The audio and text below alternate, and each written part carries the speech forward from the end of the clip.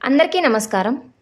శ్రీ పోతులూరి వీరబ్రహ్మేంద్ర స్వామి జీవిత చరిత్రలో భాగంగా స్వామివారి జీవితంలో జరిగిన వివిధ సన్నివేశాలను గురించి మనం ప్రతిరోజు తెలుసుకుంటున్నాం కదా. బ్రహ్మంగారి జననం గురించిన విషయాలు, బాల్యం ఎలా గడిపారు, తన తల్లిదండ్రులను ఎలా కోల్పోయారు, పెంపుడు తల్లిదండ్రులకు ఎలా దగ్గరయ్యారు అనే విషయాలను గురించి పూర్తిగా ఇదివరకే మన ఛానల్లో ఒక వీడియో అప్లోడ్ చేయడం జరిగింది. మరి ఇవాల్టి వీడియోలో కాలజ్ఞానం గురించిన విషయాలు, కాలజ్ఞాన రచనకు బ్రహ్మంగారు చేసిన కృషి గురించి తెలుసుకుందాం. ఇక ఆలస్యం చేయకుండా వీడియో స్టార్ట్ చేసే ముందు కొత్తగా ఎవరైనా మన ఛానల్ను చూస్తున్నట్లయితే లైక్ చేసి సబ్స్క్రైబ్ చేసుకోండి. ఇక వీడియో ప్రారంభిద్దాం. శ్రీ పోతులూరి వీరబ్రహ్మేంద్ర స్వామివారు చిన్నతనం నుంచే ఆధ్యాత్మికత వైపు ఎక్కువగా మొగ్గు చూపేవారు. ఆయన చిన్నతనం నుంచే ధ్యానం, తపస్సు ఎక్కువగా చేస్తూ ఉండేవారు. తద్వారా ఆయనకు విపరీతమైన ఆధ్యాత్మిక శక్తి పెరిగింది. ఆయన జీవితంలో విడదీయరాని భాగమైపోయింది. కాలం మనిషి చేతుల్లో ఉండదు, కానీ కొంతమంది మహానుభావులు కాలాన్ని కూడా అధిగమిస్తారు. అటువంటి ఒక మహానుభావుడే మన పోతులూరి వీరబ్రహ్మేంద్ర స్వామివారు. ఒకరోజు ఆయన ఒక నిశ్శబ్దమైన అడవిలో ఒంటరిగా కూర్చొని ఉన్నారు. చుట్టూ ప్రకృతి మాత్రమే ఉంది. గాలి స్వరాలు మాత్రమే వినిపిస్తున్నాయి. ఆయన కళ్ళు మెల్లగా మూసుకున్నారు. ఆయన శ్వాస నెమ్మదిగా సమతుల్యంగా మారింది. ఆయన మనసు పూర్తిగా ప్రశాంతంగా ఉంది. ఆ క్షణంలో ఒక అద్భుతం జరిగింది. ఆయన ముందుకు ఒక ప్రకాశవంతమైన వెలుగు ప్రత్యక్షమైంది. ఆ వెలుగు సాధారణ వెలుగు కాదు, అది ఒక దివ్య జ్ఞానం. ఆ వెలుగులో కాలం, గతం, వర్తమానం, భవిష్యత్ అన్నీ ఒకేసారి ప్రత్యక్షమయ్యాయి. ముఖ్యంగా ఆ వెలుగులో ఆయనకు రాజ్యాలు పుట్టడం మరియు రాజ్యాలు కూలిపోవడం, కొత్త నగరాలు నిర్మాణం కావడం, పాత సంస్కృతులు కనుమరుగైపోవడం, మనుషులు వేగంగా ప్రయాణించడం, యంత్రాలు ప్రపంచాన్నే మార్చేయడం. ఇది సాధారణ దృశ్యం కాదు, ఇది కాలజ్ఞానం. ఆ క్షణంలో వీరబ్రహ్మేంద్ర స్వామి గారు కాలాన్ని దాటి చూసే దివ్యశక్తిని పొందారు. ఆయన కళ్ళు మెల్లగా తెరిచారు. కానీ ఇప్పుడు ఆయన కళ్ళల్లో ఒక కొత్త ప్రకాశం ఉంది. ఇప్పటి నుండి ఆయన కేవలం ఒక యోగియే కాదు, ఆయన ఒక భవిష్యత్తువేత్త. ఆ దివ్య అనుభవం తర్వాత ఆయన ఒక గొప్ప నిర్ణయం తీసుకున్నారు.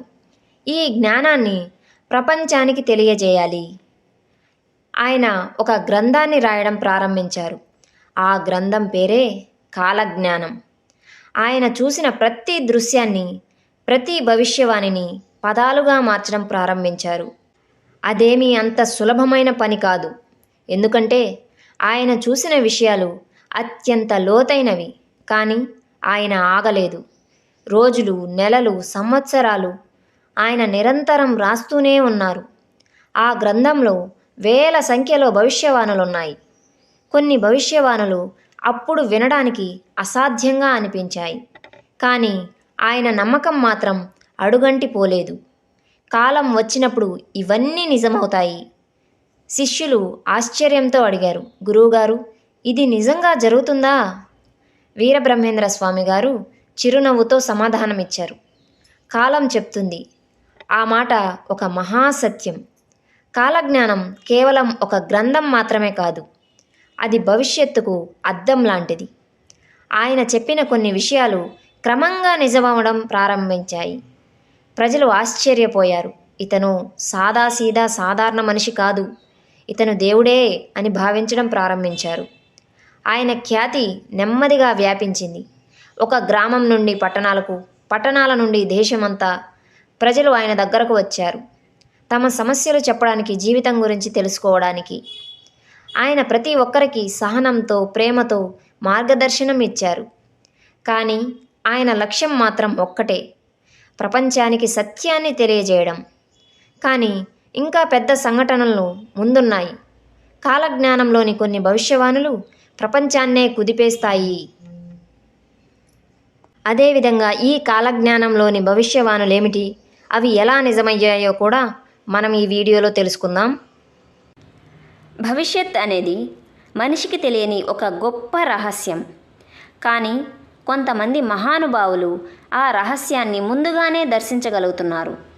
అటువంటి ఒక మహానుభావుడే శ్రీ పోతులూరి వీరబ్రహ్మేంద్ర స్వామివారు.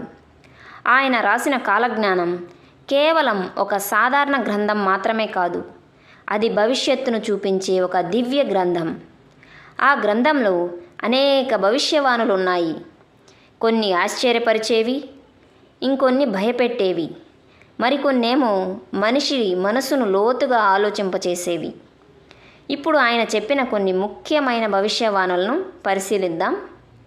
మొట్టమొదటగా రాజ్యాల మార్పు. ఆ కాలంలో రాజులు దేశాలను పాలించే కాలం.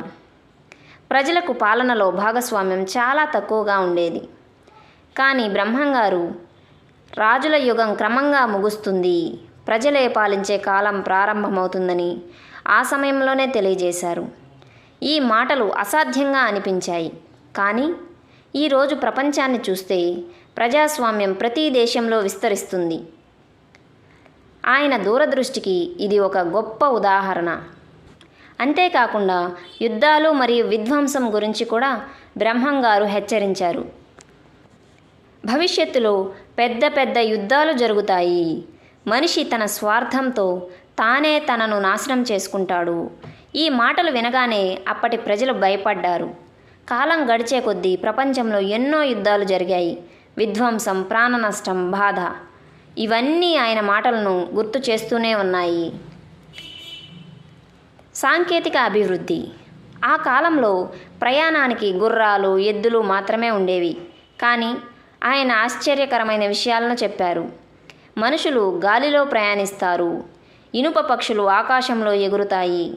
ఈ మాటలు అప్పట్లో అసంభవంగా అనిపించాయి. కానీ ఈరోజు మనం కళ్ళారా చూస్తున్నాం. విమానాలు, రైళ్ళు, అత్యాధునిక సాంకేతికత, ఇవన్నీ ఆయన ముందుగానే తెలియజేశారు. జీవనశైలి మార్పులు. బ్రహ్మంగారు మరో అద్భుతమైన విషయం చెప్పారు.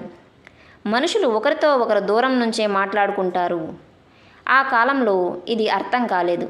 కానీ ఈరోజు ఫోన్లు, ఇంటర్నెట్, వీడియో కాల్స్, ఇది కూడా ఆయన భవిష్యవాణిలో భాగమే. ధర్మం తగ్గిపోవడం. బ్రహ్మంగారు ధర్మం తగ్గిపోతూ వస్తుంది అని తెలియజేశారు. కాలం గడిచే కొద్దీ ధర్మం తగ్గిపోతుంది. మనుషులు స్వార్థపరులుగా మారుతారు. ఈరోజు మన చుట్టూ జరిగే సంఘటనలను చూస్తే ఈ మాటలు ఖచ్చితంగా నిజమవుతున్నట్లు అనిపిస్తుంది. మార్పు సందేశం. ఆయన కేవలం భవిష్యత్తును మాత్రమే చెప్పలేదు, మనిషి ఎలా జీవించాలో కూడా చెప్పారు. మనిషి మారితేనే ప్రపంచం మారుతుంది. ధర్మం, సత్యం, నిజాయితీ, ఈ విలువలను ఎప్పుడైతే మనిషి పాటిస్తాడో అప్పుడు ఆ మనిషి జీవితం సంతోషంగా మారుతుంది. కాలజ్ఞానం కేవలం భయపెట్టడానికి మాత్రమే కాదు, జాగ్రత్తగా ఉండమని చెప్పే ఒక మార్గదర్శకం.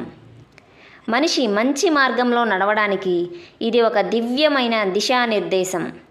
ప్రజలు ఆయన మాటలు విని ఆశ్చర్యపోయారు. కొంతమంది నమ్మారు, కొంతమంది సందేహించారు. కానీ కాలం గడిచే కొద్దీ ఆయన చెప్పిన అనేక విషయాలు నిజమవుతూ వచ్చాయి. అప్పుడు ప్రపంచం ఆయనను గుర్తించింది.